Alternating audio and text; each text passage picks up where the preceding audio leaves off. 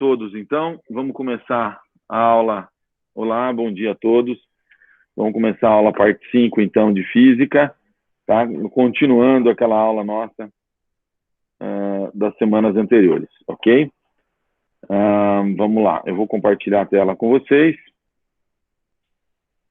Já está compartilhada, né? Alguém pode dar uma checada aí, só se está compartilhado ou não? Por favor. Deixa um conectado, tá, né? Tá compartilhado, conseguem me ver. Bom, então beleza. Então, se vocês olharem os slides aí passados, a gente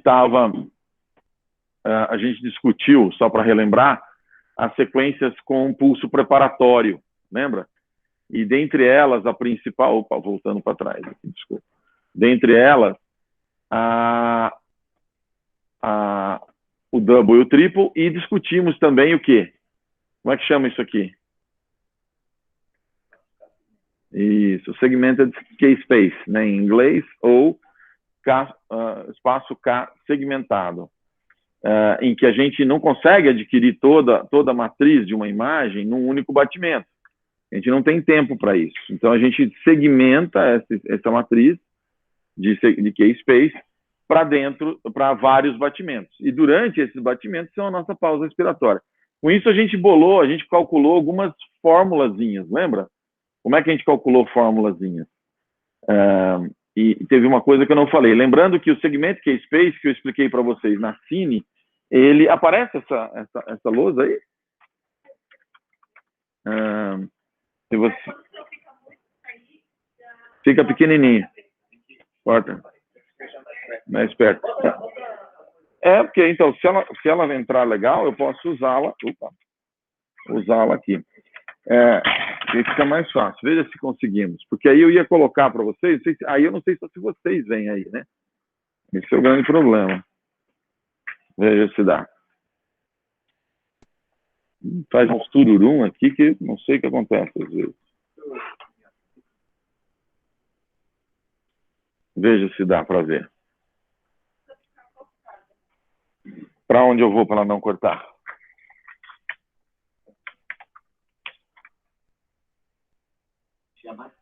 Mais perto, tudo bem. Aí. Aí dá, né? Então tá bom, beleza. Posso entortar assim? Não, ao contrário. Entortar assim. Eu tô vendo. Aí acho que tá bom. Na parte de cima aqui dá pra ver, né? Não. Eu faço um jogo de telas aqui. Eu faço assim. Pode ser. Mas dá os fios, não? Não vai dar. Vai esticar ali, acho. Aqui ainda tem. Esse cabo aí aqui não vem mais. Veja se melhorou um pouquinho.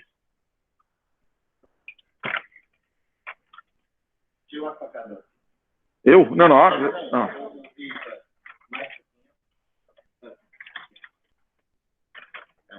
Aí, deu? Mais ou menos? Não, tudo bem. Não está compartilhando a tela do slide? Eu posso descompartilhar a tela, inclusive. Sim? Não precisa ser inteira. Dá para pegar essa parte de cima?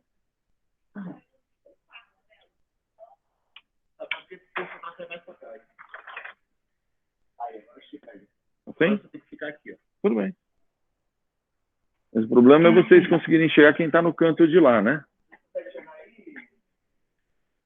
Então, alguns conceitos que eu queria passar para vocês é o seguinte: se der, deu. Se não der, depois a gente põe no Jumbo ou alguma coisa assim. E se isso funcionar, né? Esse é sempre um problema. Ninguém usa, né? Mais ou menos, né? Se tiver mais um, era legal. Então, dentro do K-space segmentado, tem alguns conceitos que são super importantes. Será que se eu descompartilhar a tela não fica melhor? Não. Eu estou compartilhando, né? Está passando o slide, não está? E aí a janelinha fica pequena. Então, no momento...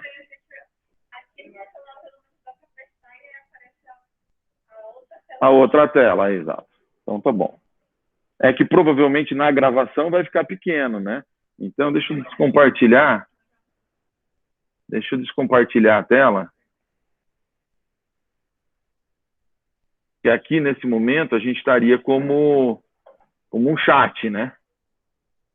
Não tem nada? Estamos sem opção? Então eu vou parar de apresentar um pouquinho, não é isso? Continua a gravação. Aí eu não sei como é que aparece aqui. Como é que eu ponho em grid aqui? É, para ver todo mundo. Não é que nem o Zoom, né?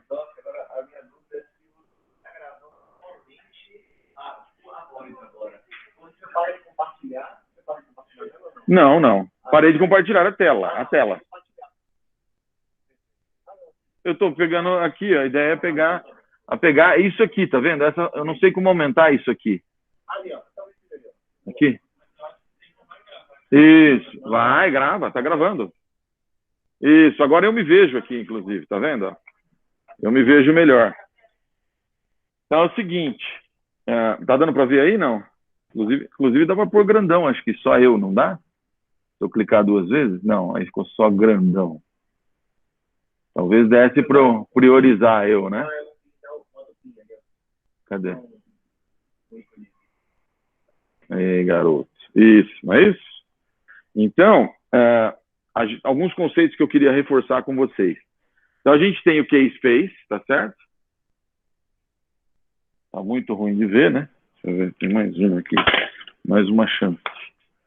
Ou melhor, com as suas linhas aqui, tá? E eu tenho que adquirir esse case space, que vai se tornar minha imagem, num coração que está batendo ali. E tem um QRS, tá certo? Tem que vir mais para cá. Então, o que a gente comentou na aula passada? Que eu tenho que segmentar em pedaços essa matriz, porque senão eu não consigo adquirir tudo isso nesse tempo em que eu quero adquirir. Se for uma imagem como double, triple, que é uma imagem estática, onde que eu quero adquirir ela? Na diástole, na mesodiástole aqui. E se for uma cine? Quase tudo? Tudo. Eu quero adquirir daqui até aqui. Né? Eu quero um ciclo inteiro. Né? Então, eu não consigo fazer isso tudo dentro de um batimento. Então, vocês viram nas imagens da semana passada, que são mais fáceis, como que a gente consegue fazer isso. A gente segmenta. Né? Então, numa situação de cine, que é uma aquisição dinâmica, o que a gente faz...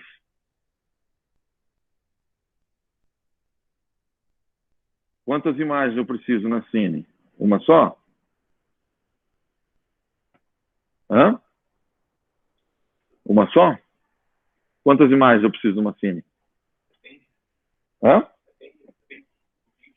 Qual a rotina? Quantas imagens eu preciso numa cine? Então, 20 o quê? Como é que a gente chama isso? Ou seja, é uma imagem que representa momentos temporais diferentes, né? Então, eu tenho aquelas barrinhas que a gente viu nos slides anteriormente, e eu tenho que ir fazendo imagens que dure o quê? Um tempo bem curtinho, né? Então, cada fase tem que ser um tempo bem curtinho. O que é esse tempo bem curtinho que eu estou falando? É melhor que 50%? Como é que é o nome disso? Como é que é o nome disso? Isso, resolução temporal.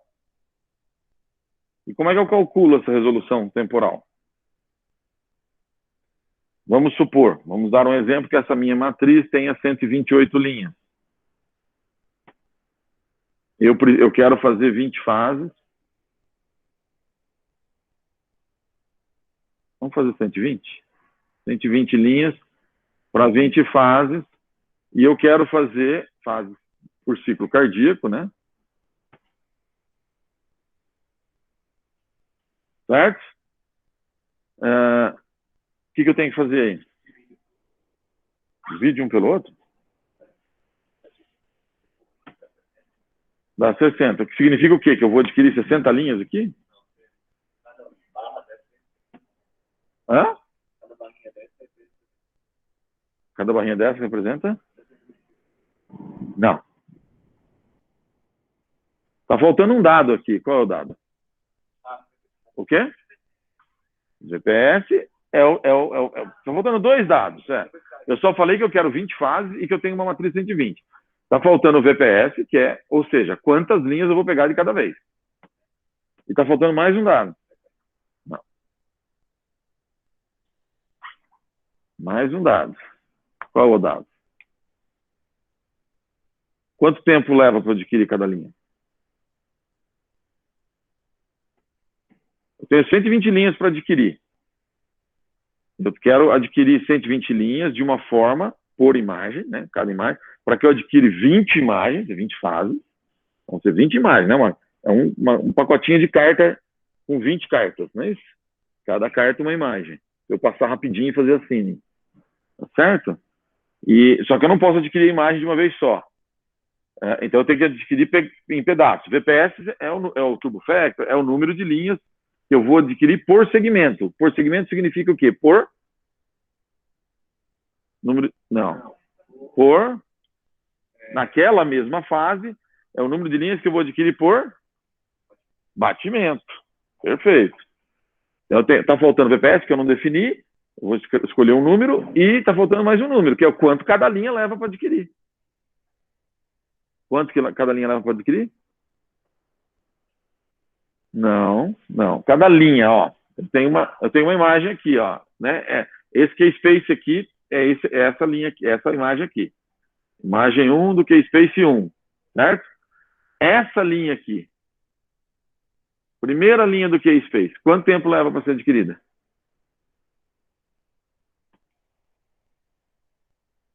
Um fenômeno físico. O que é essa linha? Voltando para trás, lá na física. Essa linha não era aquela onda que fazia assim? Bem, aí subia lá em cima, vinha assim. O tempo de eco? É um tempo de repetição, gente. Então, cada linha é um TR da máquina, tá? Então, falta o TR aqui. Agora sim, agora eu consigo calcular minhas coisas. Quanto que é o TR de uma Cine SSFP? Varia de sequência para sequência, o que a gente usa não é a gradiente eco simples, é SSFP. Quanto tempo?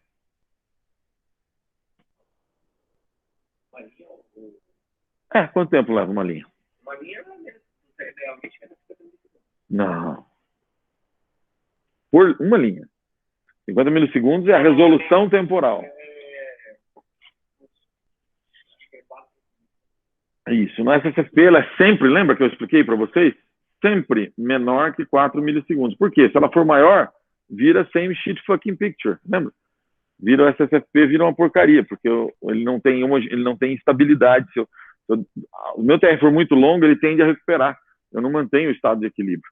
Eu tenho que ficar no João Bobo lá batendo muito rápido, então menos de 4 milissegundos para manter a minha magnetização aqui, né? Mas tudo bem, só recordando. Então, ele é muito rápido, ele leva 4 milissegundos. Muito bem. E agora, qual é o meu VPS? Que VPS eu tenho que usar?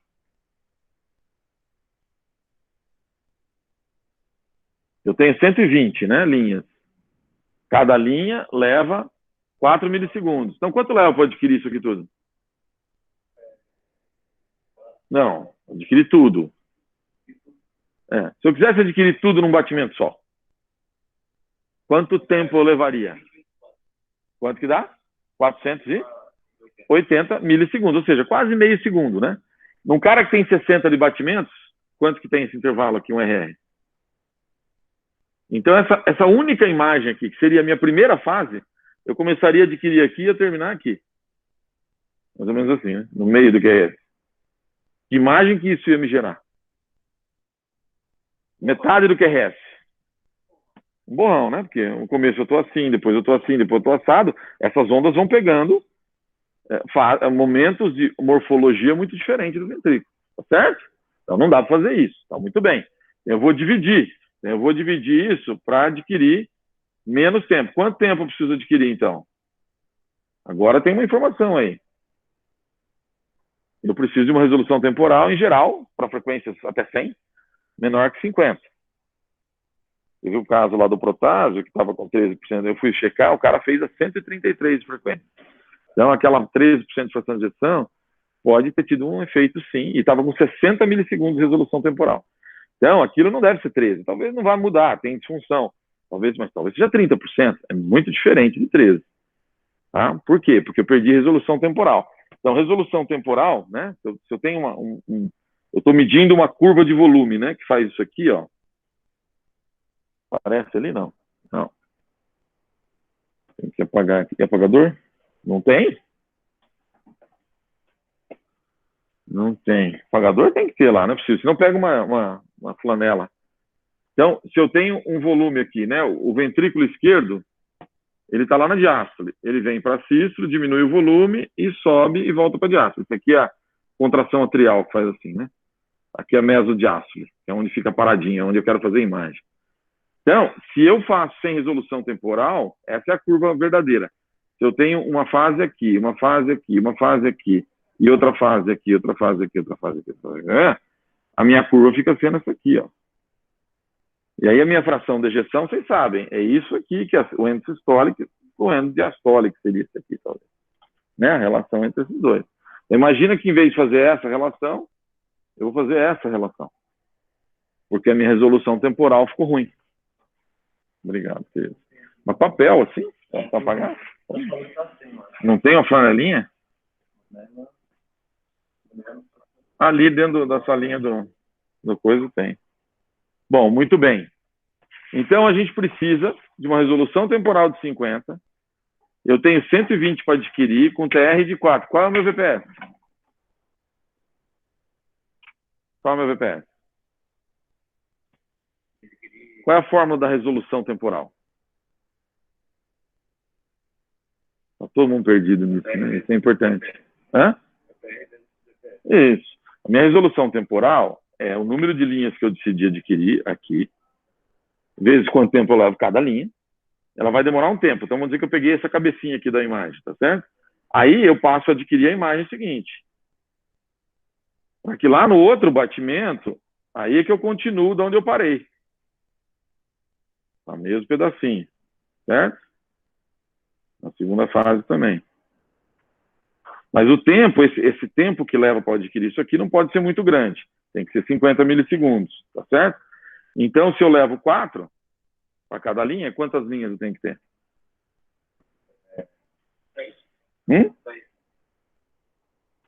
50 dividido, que dá 12,5. Então, 12 linhas. Tá? Então, se eu botar 12 linhas, então, como é que eu sei isso? Então, qual que é a minha resolução temporal? Então, resolução temporal é igual a TR vezes o número de linhas. Fácil, não é? Então, se eu fizer 20 lá, eu decidi botar 20 de VPS. 4 vezes 20, quanto que dá? 80. Vai piorar a minha resolução temporal. Ou seja, o que vai acontecer com isso aqui, ó? A minha primeira imagem, na verdade, vai ficar gorda assim, ó. A segunda imagem vai vir aqui mais gorda ainda. Não, mais gorda não, igual gorda. Eu vou adquirir mais dados, né? Não só aquela cabecinha, eu vou adquirir mais dados, até aqui mais ou menos. Eu acelerei, né? Num único batimento. Então, eu vou levar menos batimentos para terminar a imagem, tá certo? Tá todo mundo acompanhando? Portanto, minha pausa respiratória vai ficar mais curta. Então, todo mundo quer isso. Só que se eu aumentar muito minha resolução temporal, acontece aquilo que eu mostrei para vocês no gráfico. Tá certo? Então, todo mundo entendeu que resolução temporal, que normalmente tem que ser abaixo de 50 milissegundos, é igual a TR versus número de linhas por segmento? Tá claro isso? No segmento K-Space? Muito bem. Então, esse tempo aqui que eu chamei aqui entre uma fase e outra, né? E aí eu vou até terminar, né? O número de batimentos vai ser até eu chegar lá no final do K-Space e completar meu K-Space para reconstruir a imagem. Tá claro, né? Então, o TR vezes VPS é a resolução temporal. Mas e se eu for, eu vou pagar aqui a Cine, tá? E se eu for para o double e triple, que a gente tinha comentado? Como é que é a aquisição double e triple? Ou real tardio, ou o que seja. Hã? Só na mesodiástole. É uma imagem só. Então, muito bem. Então, eu tenho lá meu QRS, certo? Algo assim. Então, onda T ficou muito para trás. A P é aquela. Péssimo desenho, meu. Muito. A mesa de ácido está aqui, né? Então eu quero uma imagem aqui, não é isso? E aí? Uma imagem o quê? Tem resolução temporal essa imagem? Não tem, né? Resolução temporal é o tempo entre um frame e outro, né? Que além de ser o VPS, o TR vezes o VPS, é o tempo que eu pulo para outro frame. Então, é o intervalo. Então, quando eu terminei, mesmo sendo adquirido em vários batimentos, lá na fine, né? Estou voltando. O TR versus VPS é também o tempo entre o frame 1, do frame 2, do frame 3, que eles todos levaram o mesmo tempo. É o tempo entre... Aqui eu tenho uma imagem fixa, não tem resolução temporal. Ficar fazendo pirim-pirim. Não. O que eu tenho? Eu não vou fazer o segmento, eu vou fazer o segmento K-Space igualzinho, porque aqui, uma imagem fixa, sei lá, vamos pegar um real tardio ou um double, triplo, que vocês já viram. Primeiro que a matriz não é 120, vai ser quanto? Vou botar 240, 256, 190, é uma matriz maior. Por quê? Porque eu quero resolução o quê? Espacial, quero pixels pequenininhos para poder ver as coisas. Muito bem. Eu tenho mais linhas para adquirir. Mas dá para eu adquirir tudo? Então, 4 vezes 240, quanto que dá? 60. Se fosse 250, daria 1.000. Ou seja, eu levaria, se esse cara tem 60 batimentos, lembra que a gente falou aqui entre um RR e outro, 60 batimentos, né? O que aconteceria? A imagem começaria aqui e terminaria lá. Imagine que imagem seria isso. É isso? Como é que eu chamo, então? Então, eu vou dividir. Vou ter VPS também. Segmento K-Space, onde eu pus aqui. Então, vou ter segmento K-Space aqui também, não tem? Falei que tem, não tem? Mas se não é resolução temporal, o que é, então? Como é que eu calculo isso aqui? O que eu tenho que calcular isso? Qual o meu objetivo aqui? É fazer, alguém já falou, na meso de ácido, na hora que o coração faz a pose para foto. Certo? Mas como é que chama isso aqui? Como é que chama isso? Esse espaço, então eu fiz o segmento K-Space. Vamos supor que eu peguei... não é 4 milissegundos também, né? O TR no realce, por exemplo. Vamos pegar o realce tardio. Quanto que ele é? Em torno de 10. Porque ele é um gradiente eco convencional. Ele não é um SSP. Então, cada linha já demora mais tempo. Aí, eu tenho 240. Vamos pensar que eu peguei um VPS de 24, então. 24 vezes 10? Aqui eu tenho 240 o quê? Milissegundos, certo? Esses 240 milissegundos, eu adquiri, quanto eu falei? 24 linhas, né? São 240, um décimo aqui, né? Primeiro décimo aqui. Depois, lá no outro batimento, eu vou adquirir o segundo décimo. E cada vez que eu fizer isso em cada batimento, aqui eu vou fazer o quê? Eu vou usar um trigger, né? Estou trigando aqui no elétrico, né? Um cinto elétrico, e vou ter um intervalo aqui de espera. Como é que chama esse intervalo de espera? Trigger delay. Tempo de espera. Então, eu espero, eu sei que o computador pega mais ou menos os batimentos médios antes de eu começar a adquirir, e eu estou em 60 de frequência, ele calcula isso aqui como sendo a meso de ácido lá no 2/3 e tal, mas ele tem automáticos ou você que põe na mão. Então, eu vou botar, sei lá, 600 milissegundos aqui, para que ele comece a adquirir aqui. Muito bem. Esse é um trigger delay. E esse tempo que eu levo adquirindo, como é que chama isso? Não é resolução temporal, porque é fixo.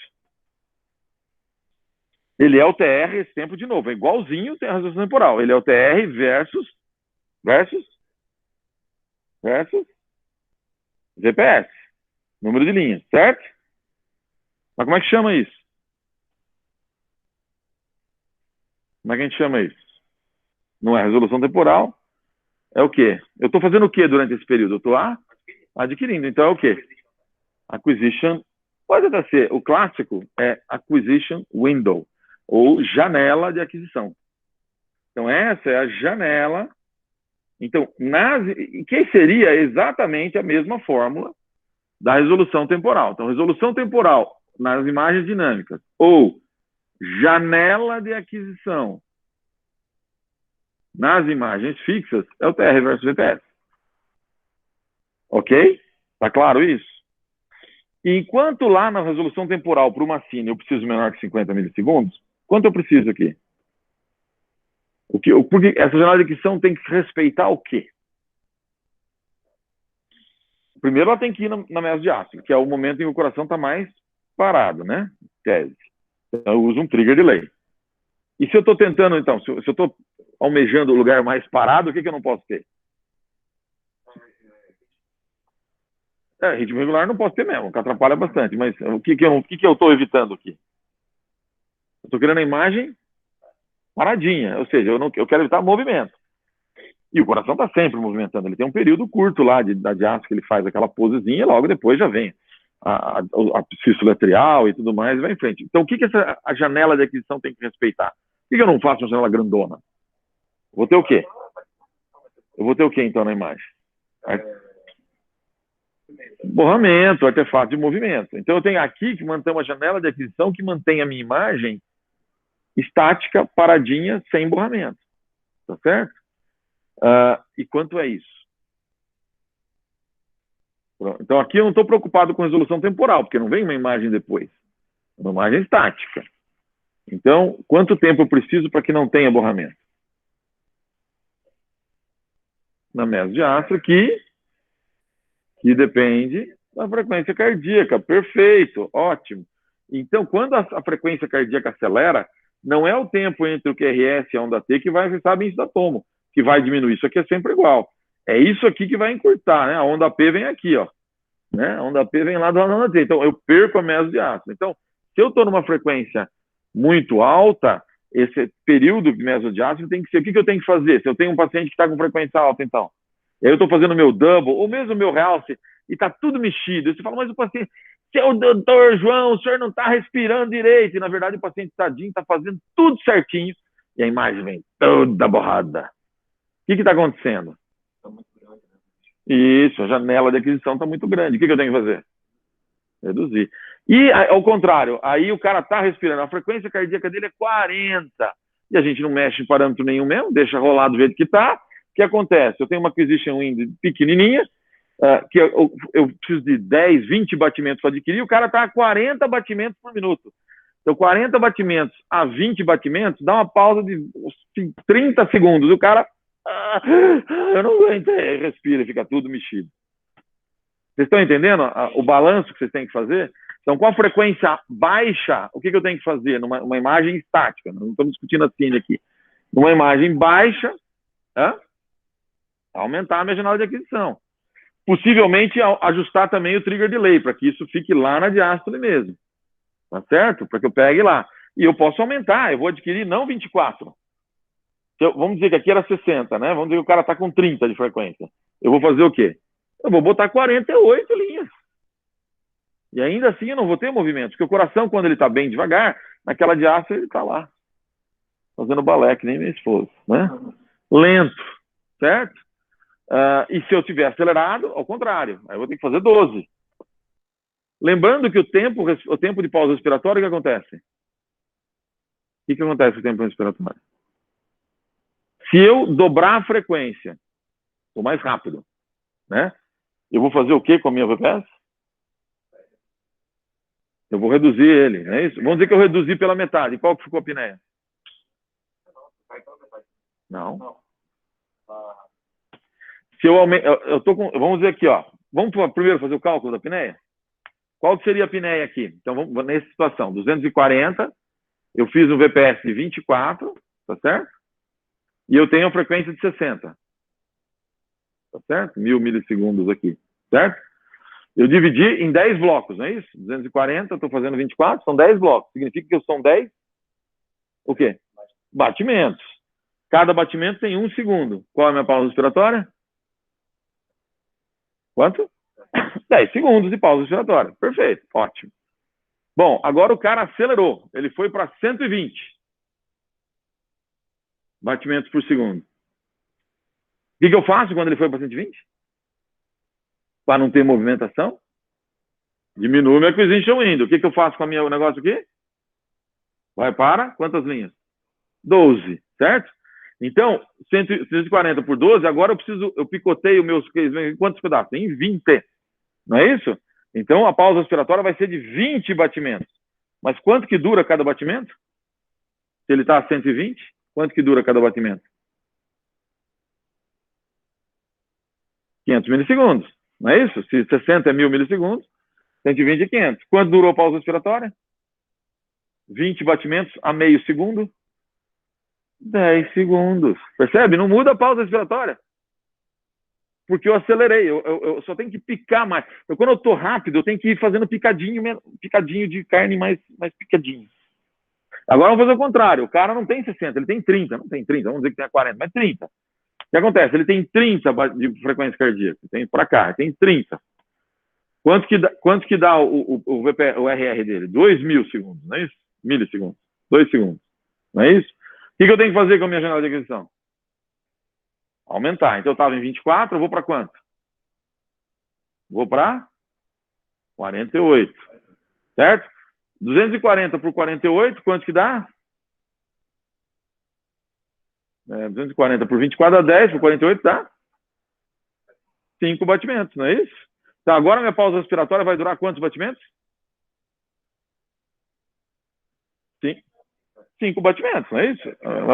Uma pausa, porque só que cada batimento é 2 segundos. 10 segundos. Percebe como eu variei a minha janela de aquisição de 30 de frequência a 120 e eu não vou ter movimento nenhum na minha imagem? Ou não deveria? Ninguém faz isso. Essa é a verdade. Mete na máquina e aperta o botão. Percebe como é que o realce tardio é para não ter movimento, o double, o triple para ficar perfeito em qualquer frequência. Você tem que ajustar a janela de aquisição.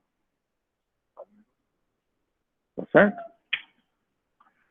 Em geral, a janela de aquisição, ela tem, como é uma imagem só, aqui no meio da diástole, na meia diástole, ela, vamos dizer assim, ela tem um range que ainda dá certo, né? Não é que eu saí um pouquinho para lá, um pouquinho para cá, que não dá certo. Mas nesses extremos, você tem que ajustar. Porque senão, se você não ajustar, por exemplo, se eu não ajustar num cara bradicárdico, não tem problema nenhum. Vai estar, só não vou estar eficiente, vai estar sobrando. O cara é tão bradicárdico que eu estou adquirindo naquele pedaço de 240 de X milissegundos, mas está sobrando um monte de tempo parado. Como eu não estou adquirindo, vai para outro batimento. Ou seja, a pausa respiratória dele vai demorar 20 segundos e eu corro o risco de ele não aguentar a pausa e respirar, né? Mas não tem problema nenhum em termos da janela, nem precisaria, poderia fazer janelas mais curtas do que necessário. Já na frequência alta, que é o mais comum, o double não funciona, o real saiu ruim. É isso aqui. 90% das vezes. Tá? Então não é resolução temporal, chama-se janela de aquisição. Esse era um conceito que eu não tinha passado na semana passada para vocês, quando a gente discutiu o que? Segmento de K-Space. Então, dentro do segmento de K-Space, vocês têm que ter tudo isso na... Qual seria a fórmula, então, só para a gente fechar, da pausa respiratória? Breath hold. Então, é o tempo que eu levo para adquirir isso, não é isso? Mas vai em cima ou vai embaixo? Em cima. DPS versus TR é a minha janela de aquisição, ou no caso, janela de aquisição. E em cima vai o quê?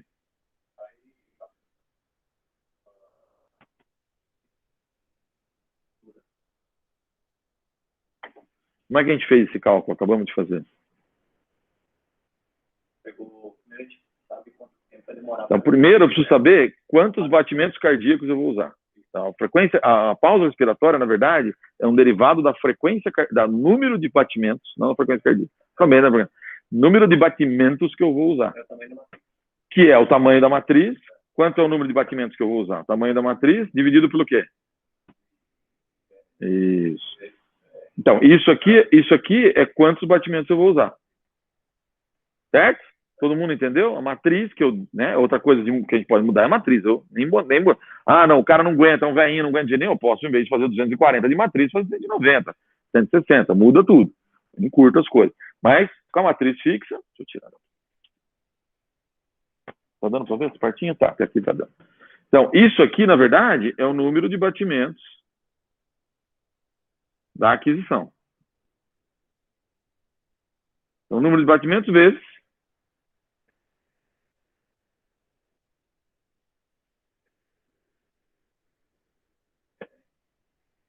Não? Mas, o que é o RR? O intervalo RR. Que é o quê? O que é o RR?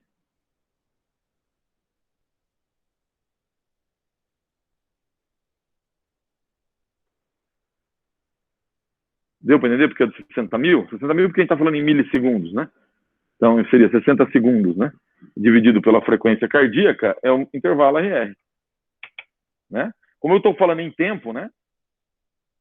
É o número de batimentos que eu vou usar para adquirir versus o tempo de cada batimento. O tempo de cada batimento é o intervalo RR. O que a gente acabou de fazer várias vezes. Então, recordando lá, eu tenho 240, naquele caso inicial, eu faço o VPS, então 240 dividido por 24, me dá 240 por 24, 10. Então, eu vou usar 10 batimentos de aquisição. Se eu tenho, aí depende da frequência cardíaca. Se eu tenho um cara com 60 de frequência, o RR é 1 segundo. Então, minha pausa respiratória é 10 segundos. Se eu não mudei nada aqui, vamos dizer que eu continuei fazendo a mesma bobagem de sempre, e eu vou usar os mesmos 10 batimentos, e o cara tem 30 de frequência, eu vou levar quanto? Então, o cara tem 30 de frequência, tem 2, esse aqui é 2.000, então vai ser 20 segundos de aquisição. Certo? Hã? O TR, ele não entra aqui. Na verdade, ele está embutido aqui, né? Ele está embutido porque o meu VPS, eu preciso... Por que eu usei 24? Porque esse V24 é o que me deu uma janela de aquisição adequada. A janela de aquisição é TR versus VPS. Aqui eu não preciso do TR. Na verdade, o TR... não precisei. Do TR físico eu não preciso. Eu preciso só da frequência cardíaca e da matriz. Ou seja, o que eu estou dizendo, a pausa respiratória depende do quanto eu segmento o meu K-space e como eu segmento, cada vez que eu segmento, cada segmento que eu defino é um batimento. Então, o número de batimentos é o número de segmentos que eu segmentei a minha matriz. Tá certo? Deu para entender? O tempo de aquisição é o mesmo, independe disso aqui, se eu dividir nos mesmos 10 pedaços. Vamos supor que eu aumentei minha matriz, botei 480 linhas, mas continuei dividindo em 10 pedaços, eu continuo com a mesma pausa respiratória.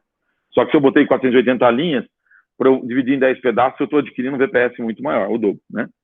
Deu para entender? Então, a janela de aquisição é importante para você evitar movimento. E o cálculo da pausa respiratória, e ela tem um efeito direto aqui, né? Porque você vai mudar a janela de aquisição mudando o VPS. E ela vai ter um efeito direto na pausa respiratória, tá? Mas é basicamente isso aqui. Então, se eu tenho 10 segmentos, algumas máquinas, como a Siemens, vai chamar os segmentos ou shots, né? Então, que é esse bloco aqui. E aí você multiplica pelo número de batimentos, pelo intervalo, o quanto dura cada batimento, e você vai ter a pausa respiratória. A gente não precisa fazer essas contas, a máquina dá lá. Pausa respiratória de 12 segundos, pausa respiratória de 10 segundos. De qualquer imagem fixa. Qualquer imagem fixa. Na Cine, como que seria a pausa da Cine? Então, vamos lá. Então, isso aqui foi para coisa. Não muda muito, é a mesma coisa. Não precisa do TR também. Não. O TR físico não precisa. Na Cine, eu vou ter a minha matriz, que a gente apagou a Cine, né? Eu vou ter a minha matriz. A única diferença da Cine é que, em vez de eu ter um trigger delay e adquirir só na diástole, eu vou estar adquirindo o quê? Contínuo. Tá certo? Mas se eu tenho um VPS, porque o que acontece? Quando eu termino um batimento, embora em vez de ter aqui eu tenho o quê? 1/10 de uma imagem. Aqui eu vou ter 1/10 de 20 imagens. Então é a mesma coisa. Então, a hora que eu terminei lá, só que aí a minha matriz, dividido pelo meu VPS, vezes o RR. Esse é o braço. Sempre assim. Tá? Não entra o TR. O TR entra nessa duração aqui, chamada janela de aquisição, no fixo, na imagem fixa, e nesse tempo aqui, então isso é TR versus VPS. que é chamado o quê? Resolução temporal na Cine. Que tem tudo a ver porque é o intervalo entre uma imagem e outra. Uma aqui é dinâmico, o que me interessa é isso, é ter uma resolução que me permita ver a mudança de uma imagem para outra. Aqui na janela de aquisição, não. Eu quero uma imagem de alta resolução que não tenha movimento, ou seja, que eu adquiri ela num momento, não movimento, mas com o mínimo de movimento possível durante aquele período de aquisição. Tá claro isso? Ok? Beleza. Dúvidas? Então, esse é um conceito que a gente não tinha comentado, a gente comentou rapidamente, mas depois a gente falou isso na Cine, mas nós não falamos na imagem fixa.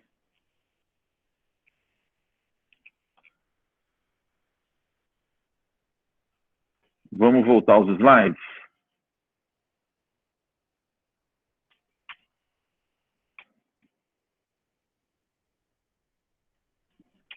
Vamos voltar aos slides. Deu para entender mesmo? Vocês estão firme e forte aí? Vamos lá. Apresentar, não é isso? Tela. É só colocar a tela. Então, decorem aí. TR versus VPS. Resolução temporal no dinâmico e janela de aquisição na fixa. Tempo de batimento, tempo de pausa respiratória é a matriz dividido pelo VPS que você escolheu. Esse VPS você escolheu na Cine para manter uma resolução temporal abaixo de 50 e na fixa para manter uma janela de aquisição que não tenha movimento. Aí eu já vou falar com vocês um pouquinho disso que eu não falei. Então, matriz dividido pelo VPS que você escolheu é o número de segmentos, na verdade, chama-se número de segmentos, ou número de shots. Cada vendor dá que é o quanto eu piquei a minha pizza, eu dividi em quantos pedaços. E para eu juntar a pizza inteira, esse número de pedaços é o número de batimentos. Então, multiplicado pelo tempo que leva cada batimento, é a minha pausa respiratória. O tempo que leva cada batimento é mais lento quando a frequência é mais baixa e é mais alta. É mais rápido quando a frequência é mais alta. O que eu ia falar para vocês? Mudou branco aqui. O que eu ia falar mesmo? Quanto da janela de aquisição que é importante. Então, na resolução temporal, a gente definiu para vocês menos que 50 milissegundos em geral, né? É claro que um cara acima de 120 de frequência, 50 milissegundos não é suficiente, que nem esse cara de 133 que eu falei para vocês, foi essa semana. Com 60 milissegundos de resolução temporal, a imagem ficou linda da Cine. Não serve para nada, porque ela está calculando a fração de ejeção. Não serve para nada. Dá para ver a fração de ejeção, que o cara tem uma disfunção grave e tal, mas está errada a fração de ejeção. Tá? Então, desculpa. Como assim no laudo? Isso não põe no laudo.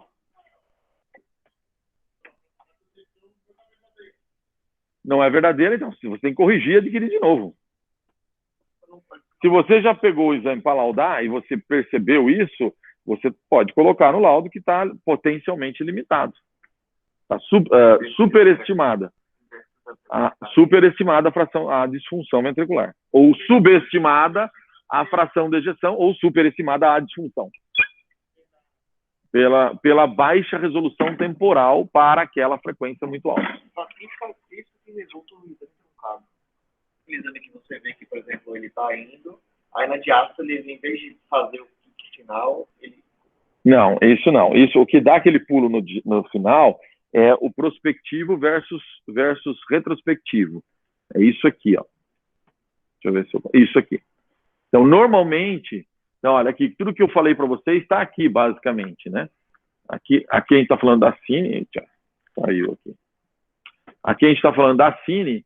Então, veja, a maioria das aquisições de Cine é feita em retrospectiva, ou seja, eu adquiro de uma maneira contínua e depois como está gravado o elétron simultaneamente, depois eu ajusto e faço Então, não é que eu falei assim, olha, peguei essas linhas do K-Space. Legal, agora vamos mudar para outra imagem. Vamos adquirir outra linha. Não é assim. Eu vou adquirindo. E aí, claro que se eu juntar todas as linhas do K-Space no mesmo lugar, vai ficar tudo borrado. Mas essas linhas elas vão ser colocadas retrospectivamente, cada uma na sua canequinha, cada uma no seu momento do batimento, entendeu? Então, e aí não sobra nenhum espacinho de diástole. Então, você tem aquela cine, que é uma cine smooth, né? Até da última fase, 20, para número 1, quase não muda nada. Já se eu fizer uma questão prospectiva, que é mais ou menos parecida com aquela da imagem fixa, em que eu vou trigar aqui realmente, eu vou trigar, é um trigger, tem um mínimo trigger delay, a gente coloca em mínimo, mas existe, que é o momento de ligar os gradientes ali, e aí saio adquirindo. E aí lá no final, baseado numa frequência cardíaca média vista antes, quando ele sente que vai estar chegando o outro batimento, ele tem que parar de adquirir para poder sentir. Para eu trigar, não dá para eu trigar e adquirir ao mesmo tempo. Então, quando eu trigo, eu tenho que deixar uma janelinha para o trigger vir. Entendeu? E essa técnica prospectiva, a gente usa quando? Quando a gente tem o quê? Ritmo irregular. Exato. A arritmia. Então, quando eu tenho arritmia, se o RR é muito irregular, se eu estou adquirindo contínuo e depois eu vou tentar colocar nas canequinhas, vai virar uma bagunça, vai ficar tudo borrado. Se por outro lado eu tenho ritmo irregular, mas eu espero chegar ao trigger e adquiro, pelo menos o período do trigger até a onda T, o que é o pico da onda T? É o final um pouquinho depois do pico, né? O final da onda T é a sístole final. Então, entre a diástole, que é razoável ali no começo né, a hora que chega o estímulo elétrico, eu estou relativamente relaxado. Pode ter extracístole, que meu relaxamento não foi perfeito, mas eu vou ter uma diástole e uma sístole. E daí para frente não me interessa mais. Quer dizer, eu tenho, então, uma fração de ejeção bem calculada, usando a técnica prospectiva. Só que aí, esse meu último aquisição aqui não está ainda bem relaxado, e aí pula para um relaxado. Então, dá um pulo. Dá um pulo, tá? Mas você não pode fazer algum erro na vida sexual mesmo? Você já pegou para si? Pode. Você pode ter borrões, você pode ter uma série de problemas aqui se você tiver arritmia, e pode fazer isso que você está falando. Mas o clássico, inclusive sem arritmia, acontece na prospectiva. Exato. Bom, o que eu ia dizer para vocês é, essa janela de aquisição, que é o que está escrito aqui, quanto tempo eu teria... Bom, na cine, a janela de aquisição é praticamente o RR inteiro. Eu estou adquirindo tudo, né? Mas aqui não interessa. Agora, no fixo, ou seja, nas imagens estáticas, que é isso aqui, ó. Isso é a janela de aquisição. Então, eu dou lá aqui o exemplo do double, né? Lembra?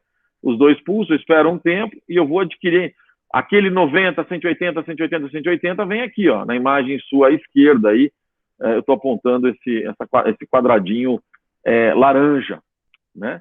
Então, isso aqui é a janela de aquisição. Se eu fizesse uma janela daqui até aqui, eu ia ter muito movimento. Então, quanto é essa janela de aquisição? É isso que eu falei, a gente não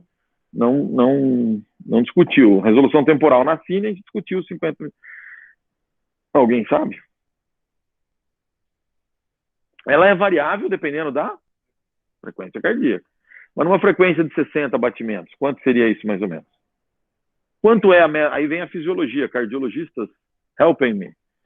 Quanto que é a fisiologia? Quanto dura a nossa diástase? A diástase está na mesodiástole, né? Lembra? Então a gente tem a primeira parte da sístole. Bum. Quanto leva a sístole dentro do QRS? Proporcionalmente ao QRS. Quantos por cento? Não. Isso, um terço. Vamos fazer em terços aqui. Então, um terço é a sístole. Então, do QRS até o final da onda T. Um terço. Muito bem. E o resto? Tudo, até o outro batimento, é tudo o quê? Diástole. Eu tenho aquele enchimento rápido. Quanto leva o enchimento rápido? Enchimento rápido. É rápido. Leva uns 10%. Vamos chutar assim, do QRS.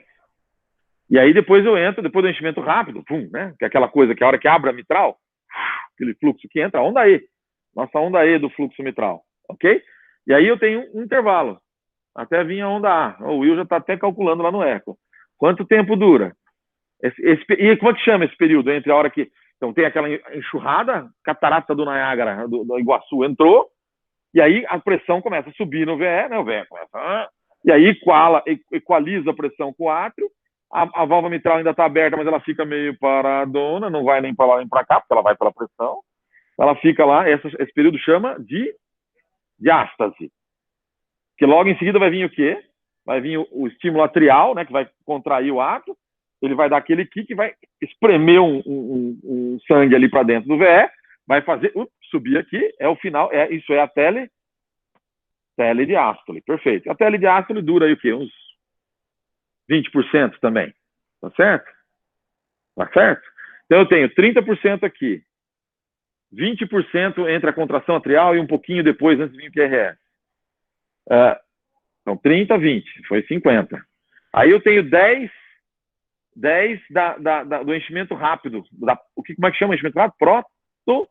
Protodiástole, para os radiologistas. Protodiástole. Né? E aí eu tenho a mesodiástole. Quanto que durou? Quanto sobrou para mim aí?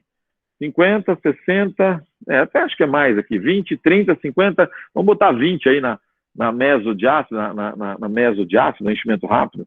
Podemos botar uns 20%. Então dá uns 70, não é isso? Sobra quanto, então, da minha diástase? Uns 20 a 30%. Se você quiser trabalhar no seguro, é 20%. No máximo 30%. Então, se eu tenho um batimento cardíaco de 60 batimentos, que dura 1000 milissegundos. Quanto é 30%? Perfeito. Então, a minha janela de aquisição tem que ser quanto nessas aquisições fixas? Abaixo de 300 milissegundos. 300 é uma janela meio grande. A nossa janela é em torno disso. A gente faz 240, 280. Pode fazer 300? Pode. A frequência 60 é uma frequência meio baixa. Mas num cara de 80, eu vou ter que encurtar. Não é isso? Então, se eu fosse adquirir aquela minha imagem que eu estava mostrando na lousa, de 240, num double, ou no real tardio, 240 linhas de segmento, VPS de 24, não é isso que eu tinha feito? Qual era a minha janela de aquisição? E com TR de 10, né? Que são TRs mais lentos, né? Não é o SSFP que leva 4 milissegundos por linha. Aqui eu levo 10 milissegundos por linha. Então, se eu tiver 10 milissegundos por linha, 24 linhas, 240, estava ok para um cara de 60 batimentos. Mas se ele não tiver 60, se ele tiver 120, o que eu tenho que fazer? Se eu fizer assim mesmo, o que vai acontecer? Se ele tiver 120, a pausa respiratória dele vai cair pela metade. Fala, que beleza, ficou rápido. O que vai acontecer com a minha imagem? Toda borrada. Né? Então, o que eu tenho que fazer? Diminuir o VPS para quanto? Pela metade. Se eu falei de 60 para 120, para quanto seria? Para 12. E aí a minha janela de aquisição passa a ser 120 milissegundos. Tá, esses números são quebrados, eu estou dando números redondos. Lá o TR vai ser 7.8, 8.7. Mas isso a máquina sempre te dá. Resolução temporal e janela de aquisição. Então, observem a imagem. Se a imagem está borrada, numa imagem fixa, diminui a janela de aquisição. É simples de fazer isso. Só diminui o número de linhas. Se você está tendo uma cine que não está legal e o cara está muito acelerado, veja a resolução temporal. A resolução temporal tem 80 milissegundos. Vai lá e diminui o turbo factor, o VPS, o que seja. Cada máquina tem para você atingir aquele próximo dos 50 milissegundos ou abaixo. Tá bom? Só lembrando aqui. Diga. Eu tirei top of my head, tá? Depois vocês pegam aí a fisiologia e vejam. Mais ou menos isso. A sístole, 30%. Como é que é?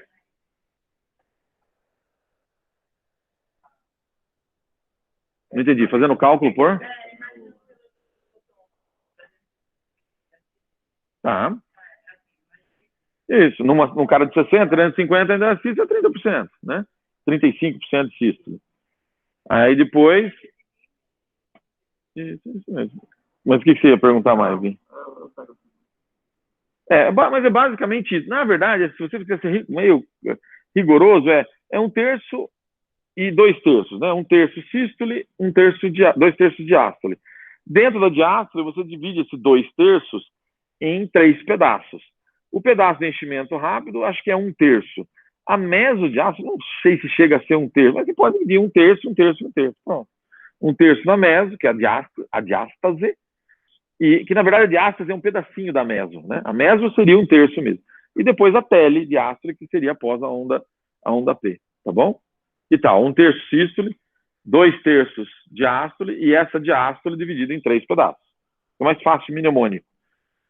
Proto, meso, tele. Ok? Claro para vocês isso? Bom, vamos lá. Então, e aí entra essas contas todas que a máquina faz para vocês. Então, a gente viu, tudo isso era para eu reforçar esse conceito que eu achei que não ficou claro, né, da resolução temporal. Né? Lembra que, por isso que eu perguntei do TR, lembra que a gente falou do SSFP já, né? O TR tem que ser bem curto, abaixo do T2 do tecido que você está avaliando. Né? Aqui as cines. Aí, sequências avançadas, a gente já viu o double, já viu o triple, não é isso? Já vimos o steer, como é que inverte tudo, todo mundo craque aqui já, né? Aí, essa sequência é punk. Essa é a mais punk de todas. É o tagging. A gente quase não usa. Eu acho que eu vou falar com vocês sobre fluxo, que a gente usa mais. Depois eu volto no tagging. Então, que horas são? Ixi, 10 para as 10. Então, eu vou falar do tagging mesmo. O tagging é menos importante. É só para vocês que o fluxo é bem importante. Eu preciso explicar direitinho para vocês. Tagging a gente não tem usado muito. O tagging, lembra que eu falei para vocês que a gente tem sempre um pulso preparatório? Então, não arranquem os cabelos aqui. A gente tem um pulso preparatório antes. O que é o tagging? Alguém já ouviu falar em tagging? Myocardio tagging? Não. Tagging em inglês, o que é? Marcação de tecido. Essa é a única técnica de verdade que você consegue marcar o tecido. Essa imagem que vocês estão vendo aqui, ó. Está em sístole aqui, tá vendo? Eu estou uma linha aqui, cruzando o miocárdio toda deformada, porque ela foi colocada em linha retinha, bonitinha. Não tem um tagging batendo aqui? Não? Aqui. Então, a linha é colocada retinha, tá vendo? Olha o fígado aqui, um quadradinho, tá vendo? E ela praticamente não mexe aqui no quadradinho do fígado, tá vendo? Aqui embaixo, nesse corte abaixo aqui, ou mesmo nesse colorido, veja aqui o quadradinho. Ele vai apagando, né? Ele vai desaparecendo com o relaxamento T1, tá? Mas o que foi feito? Foi colocado uma linha, ficou preto nessa imagem. Então, aquele tecido, aqueles hidrogênios que estão nessa linha, estão invertidos em relação ao hidrogênio, a magnetização desses hidrogênios está invertida em relação aos hidrogênios que estão nesse quadradinho. E aí, então, no fígado, que é um tecido estático, ele só está sendo puxado, ele tracionado, mas veja que o quadradinho se mantém. Já no miocárdio, que eu estou contraindo, o que acontece com meus quadradinhos? Eles se deformam junto com a contração. Eu estou visualizando, de fato, a contratilidade miocárdica. É o único método de fazer isso. Antigamente, em trabalho experimental em animal, eles colocavam, fazendo eco, microsonômetros. Era costurado bolinhas que aparecem no ultrassom na superfície, mesmo assim não era interna do miocárdio, na superfície do miocárdio para entender a contração ventricular. Então, aqui tem os estudiosos de contração, usam o tagging. Os strains que a gente vê no eco, o strain que a gente faz na ressonância, é tudo baseado no tagging. O tagging é o gold standard, padrão ouro para isso, porque isso é uma marcação não invasiva, né, totalmente não invasiva, sem dano nenhum para o paciente ou para o tecido, do tecido. Por isso que chama-se myocardial tissue de tecido tagging. Tagging é etiqueta, né? A etiqueta da roupa é tag, né? Tag, sem o ING. Então, aqui o processo é tagging, é de marcar o tecido, então myocardial tissue tagging, tá? E a gente faz uma cine, igual aquela, é um cine gradiente eco aqui, não é a cine SSFP, mas é uma cine igualzinho, com segmento K-space, tudo aquilo que vocês aprenderam. Só que, além disso, eu vou ter o quê? Um pulso preparatório para botar esse grid lá. Pode ser grid, pode ser linha, como vocês viram na imagem anterior, aqui, ó, linha, tá? Então, eu vou ter um cine gradiente eco, aqui, as fases, ó. E antes de eu começar a fazer, eu ponho esse pulso aqui, que chama-se pulso de gradientes moduladores. A técnica principal é chamada SPAM, que é Spatial Modulation of Magnetization. Ou seja, eu consigo, além de controlar a magnetização, que lembra que eu falei para vocês que a gente tem pulsos preparatórios para controlar, aqui eu controlo a magnetização espacialmente. Ou seja, num lugar eu magnetizo, no outro eu desmagnetizo, vamos dizer assim. Num lugar o meu MZ vai estar aqui em cima, no outro o meu MZ vai estar aqui embaixo. Isso é realmente super evoluído, né? Altamente. Como é que eu consigo isso? Aqui são, isso aqui fui eu que fiz, inclusive, são taggings 3D, que a gente faz uma reconstrução tridimensional. Então, a gente tem eixo curto, eixo longo, e a gente faz isso aqui. Então, como é que funciona essa banda aqui, esse SPAN, que a gente chama aqui? Tem o Dante Span, tem várias técnicas que foram usadas. De uma forma bem brincalhona aqui, esse é o esquema aqui. Como é que a gente faz? Eu tenho todo mundo aqui magnetizado. Imagine que isso aqui é a linha, ó. A linha branca, a linha preta, a linha branca, a linha preta, a linha branca, a linha preta, que está aqui nessa imagem. Tá certo? E a Cine está por baixo. Todo mundo com a magnetização igual. Eu vou lá e dou um pulso, que é um pulso de 22,5 graus, e todo mundo vai por 22,5 graus. É assim que funciona, né? Só que aí, o que eu faço? Eu vou fazer um gradiente que ele é um gradiente de modulação, que a gente chama. Ele consegue fazer com que, inverter a fase dessas linhas, então ele vai ser positivo num lugar, negativo no outro, positivo num lugar, negativo no outro, positivo num lugar, negativo no outro. Então ele faz com que, apesar de a angulação ser a mesma, veja, ele não mudou a angulação. A angulação continua 25, mas ele faz com que haja um dephasing. Um vai estar rodando aqui, o outro vai estar rodando ali. Tá? Esse é um gradiente de modulação, que a gente chama. Depois eu explico a física para vocês, como ele funciona. Aí eu dou um outro pulso de 45. Então, o que acontece? Aquele indivíduo que estava positivo, aqui, vamos pegar a segunda linha, ele estava aqui, ele estava no mesmo jeito, ou seja, o gradiente de modulação meio que não agiu nele.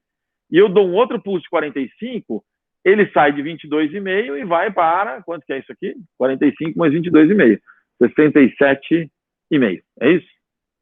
Ele vai para, veja, ele inclinou aqui. Já o outro cara que estava na fase ao contrário, quando ele ganha o 45, o que acontece com ele? Nada, ele só muda, ele sai desta fase e vai para outra, mas ele não inclina mais, porque ele estava negativo aqui, ó. Então ele não estava na mesma direção. Então ele só muda, ele puxa daqui para cá, mas ele fica aqui em 25. É como se eu tivesse menos 25 aqui, eu dou um 45, então ele não vira 67, ele vira mais 25. Ele sai do menos 25 e vai para o mais 25. Vamos pensar assim em termos... Isso aí é ângulo, né, na verdade. Mas vamos pensar em negativo, positivo, que acho que funciona mais fácil. Ele é chato mesmo. Muito bem. Então, nesse momento aqui, eu tenho todo mundo para o lado positivo, mas eu tenho 1,25, 1,67. 1,25, 1,67 e 1,25. Aí eu dou um outro gradiente de modulação, que faz exatamente aquela mesma coisa. Ele, de novo, faz um dephasing regional, né, espacial, em que ele pega aquele 25 e joga ele para menos 25 de novo, e esse aqui de novo para menos 25, e esse aqui ele não faz nada, lembra? Aqui, ó, ele não muda nada nessa linha. Então, eu continuo lá com o meu 67. E aí vem um último pulso de 22,5, tá certo? E aí a soma vai dar 90. Quando eu fizer isso, esse que estava no menos 25, pum, volta à posição normal, magnetização completa, e esse que estava com 67 cai aqui no 90. Fica com 90. Ou seja, eu saturei, na verdade, essa linha. Fui saturando devagarzinho, sem saturar essa linha. Eu até mexi nela, mas ela foi e voltou.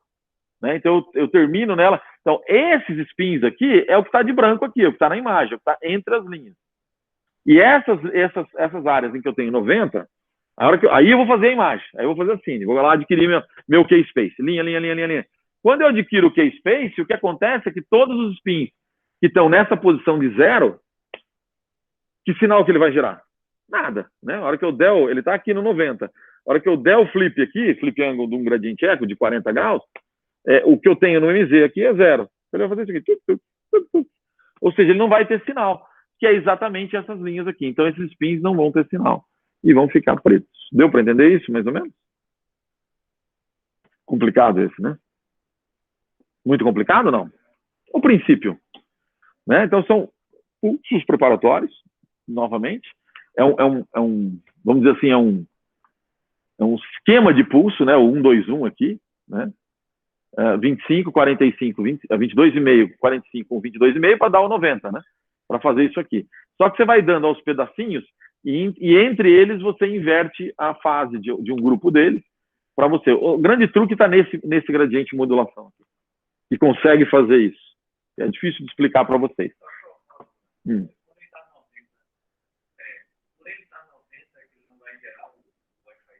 Se ele está a 90, significa... Veja, todo sinal que vem da imagem depende desse MZ. Qual que é o MZ aqui agora? Zero. Então, a hora que eu começar a fazer imagem aqui, só vai vir sinal daqui, daqui e daqui. Aqui vai ficar sem sinal. É exatamente essas linhas sem sinais. Entendeu? Porque eu preciso do MZ. Se eu estou no XY, teoricamente o meu sinal é máximo se eu tivesse ali na hora da aquisição. Mas eu estou ali na hora do pulso, eu não estou adquirindo ainda. Então aqui eu saturei essa linha, e aí que eu vou adquirir. Então quando eu vou adquirir, por isso que ela vai voltando, ó, o sinal ela vai desaparecendo, ó. Daí que ela vai apagando, significa que o sinal está voltando aqui, ó. E as linhas vão se apagando. Porque isso aqui não fica aqui para sempre. Eu começo a recuperar. Então, as últimas linhas do K-Space que eu tiver, deu outro sinal aqui. Será que ele... Deixa eu ver. Não é, esse não é. Tem um barulho diferente. Eu queria só ver aqui, porque a outra vez aconteceu isso e ele ficou com um som horrível. Não, mas tá ali, ó. Né? Internal AirPods. Beleza. Deu para entender, então, isso? Dúvidas? Então, qual é a vantagem? Para que serve? Exato, perfeito. Perfeito. Para que serve? Não é possível compartilhar sua tela, por quê? Eu já estou compartilhando a tela, não é isso? Então, o que a gente está vendo aí? Eu estou compartilhando minha tela aí, meninos? Deixa eu ver. Para que serve isso? Para medir. Eita. Alguém abriu aí, né? O som. Tudo bem? Tá dando para ouvir a tela, não? O que é isso aqui? O tag foi feito para quê? Para medir contratilidade regional.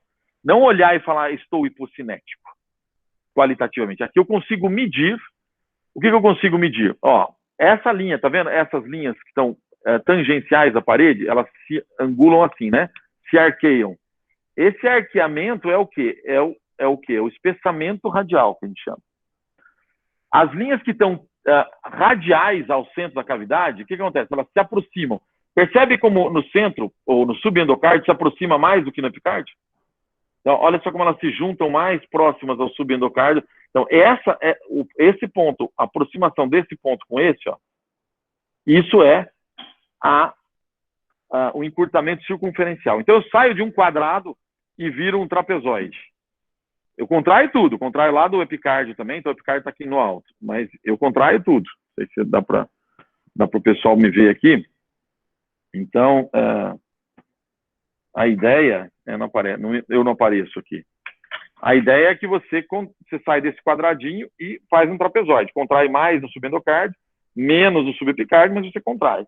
E esse é o encurtamento circunferencial. Então, isso são todos strains miocárdicos de tensão, que hoje a gente não usa muito mais o TEG, e isso foi validado para cine convencional, usando o FTI, que a gente chama, o Feature Tissue Imaging. Mas é uma coisa que a gente tem muito debate sobre o Feature Tissue Imaging, porque ele pega características de pixels ali que a gente não sabe se ele está pegando certo ou não.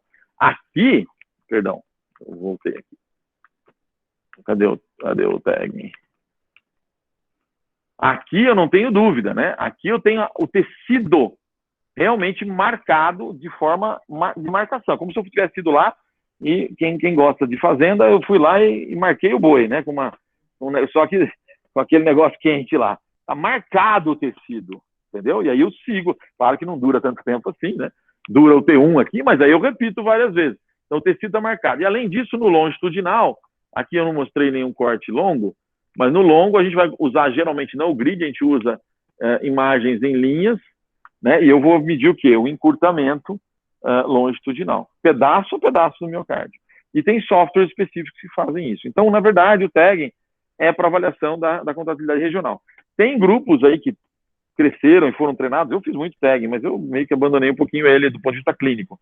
Mas tem pessoas que ainda gostam de ver a cine com tagging, que ela consegue ver a contração regional melhor com o tagging do que sem o tagging. Qual que é o problema do tagging? É uma sequência específica, leva tempo para adquirir, porque é um gradiente eco antigo, então ele tem um TR longo, então que vai lá na hora do meu K-Space, eu vou ter que adquirir poucas linhas, porque senão minha resolução temporal vai ficar ruim, porque o TR é longo, então eu vou ter que, em vez de 4, são 10, eu vou ter que adquirir metade do número das linhas, com isso a pausa respiratória fica mais longa, e portanto o exame fica mais longo, e é uma técnica que, de certa forma, meio que destrói um pouco o miocárdio. Aqui tá colorido, porque esse colorido é de um software que está medindo aqui tá vendo como ele fica mais azul? O azul é o encurtamento circunferencial. Esse cara tem um infarto aqui. Percebe como aqui não ficou azul? Por quê? Porque as linhas não deformaram. Observa que as linhas não deformaram. Tá vendo como elas deformaram menos aqui do que aqui? Por que elas deformaram menos? Elas só vieram um pouquinho para dentro aqui. Essa linha aqui veio um pouco para dentro. Mas olha aqui, não se aproximou muito esses nós aqui, esse aqui, desse aqui. Porque tem um infarto aqui. Então a gente consegue ver a contratilidade regional realmente. Mas o problema, olha, se você olhar, primeiro que ele some na diástole, ó. Então, a gente consegue ver da diástole, a gente tem que usar a fase 1 mesmo, aqui como diástole, a final não tem mais tagging lá no final da cine, ele vai desaparecendo. E a gente vê até o final da sístole, que é o que interessa pra gente. Mas ele é um gradiente eco em que o limite, por exemplo, da cavidade, aqui, ó, nessa figura de baixo aqui, à esquerda, entre a cavidade e o sangue é muito pior do que o SSFP. Então, assim, o SSFP é mais rápido, mais prático, resolve, dá fração de gestão, visualmente você faz a contratividade regional, então acabou que o tagging meio que ficou sem uso clínico, vocês mesmos não têm usado. Mas, por exemplo, conheço vários grupos que usam, o Paulo Schwartz, um exemplo clássico lá do Sul, ele usa bastante o tagging para visualização de contratilidade regional. Por exemplo, em hipertrófico é legal de ver, porque você vê que aquele septo gordão, que parece estar contraindo, na verdade está nada, ele está sendo exprimido. Você vê que o tagging nem se deforma. Ele só aumenta assim, de tamanho, mas não deforma, porque é pura fibrose. Assim, ajuda muito em alguns aspectos. Cada um tem a sua experiência do uso do tagging, mas o tagging tem uso hoje muito mais no nível de pesquisa, né? Quando você quer fazer algo muito específico, do que na prática, na rotina prática, né? A gente tem um estudo com tagging da Isabela, que a gente fez tagging lá no ICESP, que a gente, além do SSFP, para fazer, por enquanto, a tese dela está indo, que é mais rápido. A gente nem tem um software hoje no INCOR para poder fazer a análise do tagging. Tem que comprar, é caro, é sempre aquelas limitações que nos impedem de explorar melhor essas técnicas, tá bom? Diga. Também. A radial, sim, a radial é essa que eu mostrei aqui, né? A radial é essa separação, tá vendo? Entre as linhas que estão tangentes. Então, tá vendo, ó? Eu aumentei a distância entre essa e essa aqui, ó. Isso é espessamento radial. Tá vendo? Que elas fazem um arco aqui, ó. Elas estavam retinhas, elas fazem um arco, só que esse arco é menos do que esse. Esse aqui é um arco maior, ó. Então, você pode ver, ó, que o quadrado vira um retângulo aqui, ó. Na verdade, vira um paralelepípedo, né? Porque ele fecha também aqui, ao mesmo tempo que ele alonga aqui. Tá vendo como ele alonga aqui, ó? Alonga aqui. Agora eu estou olhando na imagem colorida aqui, apontando na imagem colorida. Então, para quem estiver na gravação, ó, é isso que eu estou falando. Existe esse arqueamento aqui e esse alongamento aqui, ó. Tá? Então, esse arqueamento e esse alongamento é o espessamento radial. Tá? A aproximação daqueles que estão radiais, que é a aproximação essa aproximação aqui, ó. Esse é o circunferencial, que é bem maior no subendo do que no subep, certo? E ainda faltaria o longitudinal. Esses são os três básicos.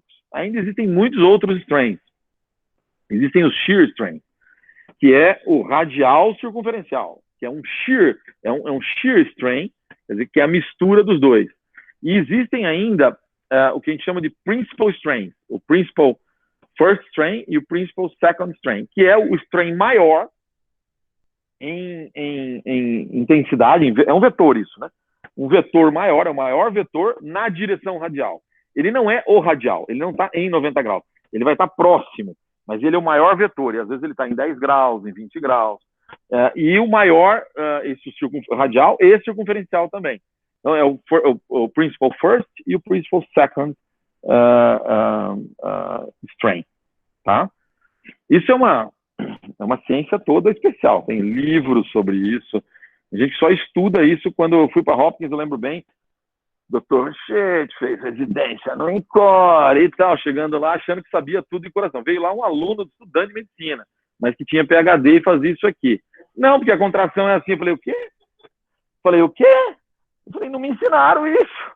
E não me ensinaram mesmo, né? A gente não aprende isso na cardiologia, né? Então vocês estão aprendendo aqui uma casquinha aqui. A gente toma cada tombo porque a complexidade da contração cardíaca é enorme.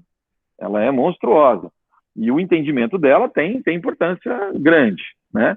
Então, é importante a gente entender isso e ser humilde e saber. Então, eu lembro quando eu fazia reunião com o João Lima, era um caos. O João sabe muito isso aqui, muito, porque ele viveu isso aqui, ele fez sonomicrografia com eco, ele viu o tagging ser desenvolvido.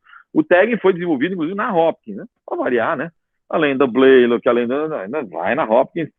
O Zerhuni, que era um dos grandes pesquisadores ali, Elias Zerhuni, por acaso também, foi fazer aquela época em que você fazia a prescrição do slice e dizia qual era a posição do slice que você queria adquirir.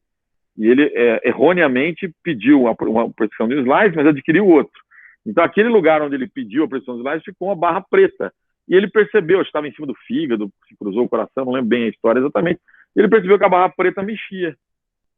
Né? Porque o cara respirou ali, mas ele queria ter feito aquela imagem, aquela onde estava a barra preta. E ele errou na programação. E aí você escolhia, tinha que dizer o corte, qual a angulação, e ele errou ali. E aí, quando ele viu aquilo, aí que tá, né? Errou, mas tem que ter inteligência para pegar isso. Ele falou, opa, pera lá, eu posso botar um negócio aqui que eu possa seguir, né? Marcar o tecido e seguir o movimento do tecido. Foi exatamente o que ele fez para o coração. Aí veio o Dr. Leon Axel, que na verdade criou esse esquema aqui, como eu expliquei para vocês, que é o grid aqui, né? O Zerhuni, na época, o que ele fez? Como ele era uma linha,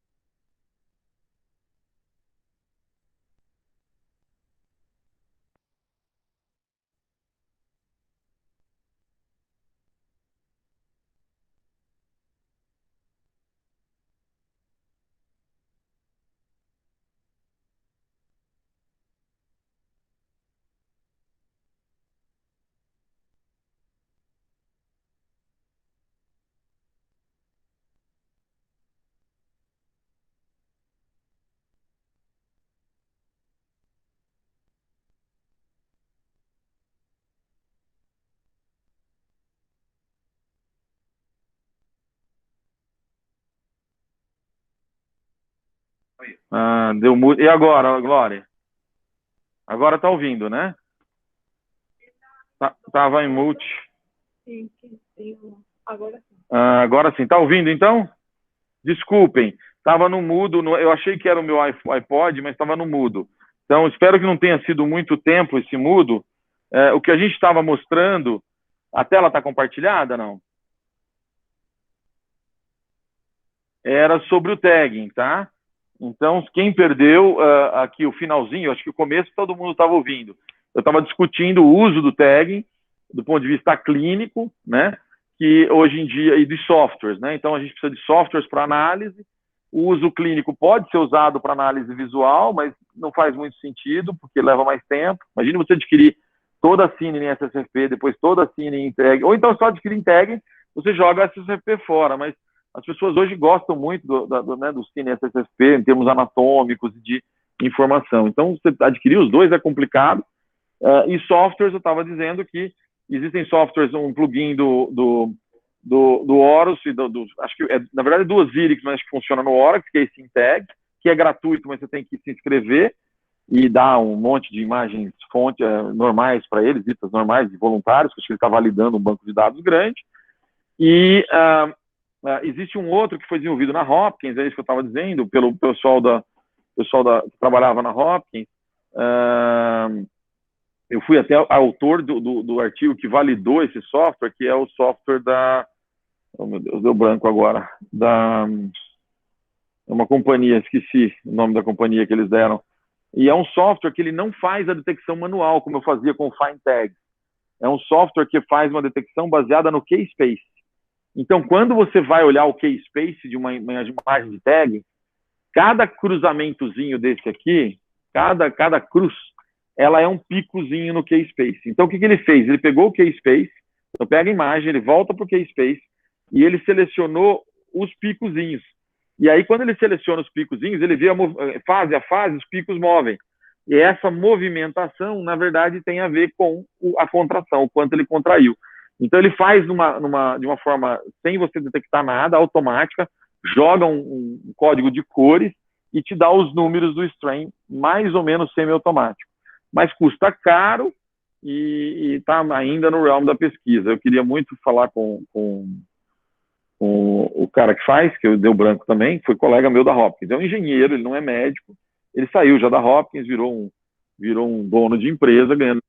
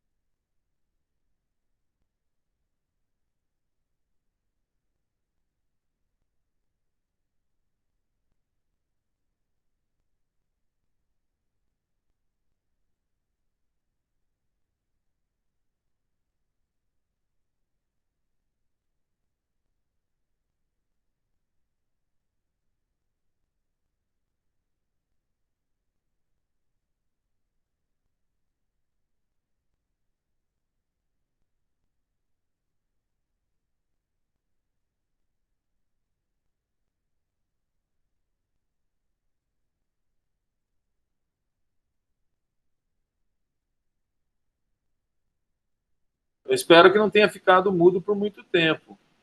Ok? Melhorou? Alguém tem que ser meu coach em toda a aula e ficar, meu treinador. Aí alguém ficar com um fonezinho de ouvido, não se incomodar muito, e ir acompanhando para ver se a gente consegue não perder o som. Espero que não. Vou botar isso para gravar, tá bom? Hoje teve um pouco de aula de lousa mesmo. Espero que todos tenham conseguido acompanhar aí, tá bom? Mas acho que aquele conceito fundamental hoje da aula é um complemento ao K-Space segmentado, um entendimento de resolução temporal diferente de janela de aquisição. para as imagens fixas e para as imagens dinâmicas. Ok? Fechou? É isso. Bom dia a todos aí. Vou parar a gravação. E, por favor, se inscrevam no... Vocês já devem estar, né? Se inscrevam no YouTube, por favor. Eu estou precisando chegar a 100, porque aí eu consigo dar um nome para ele. Quando eu bater, eu estou com 50 e pouco. Quando eu bater em 100, eu consigo... Porque, ou senão o YouTube tem essa link, que é um link BY, IT, não sei o quê. Aí, não, passo a ter um link Rochite, sei lá. Que aí fica mais fácil, entendeu? Isso, espalha, pede para todo mundo entrar. Obrigado. Tem alguém à distância aí? A Amanda Anadai está à distância. É isso? Deu para acompanhar, Amandinha?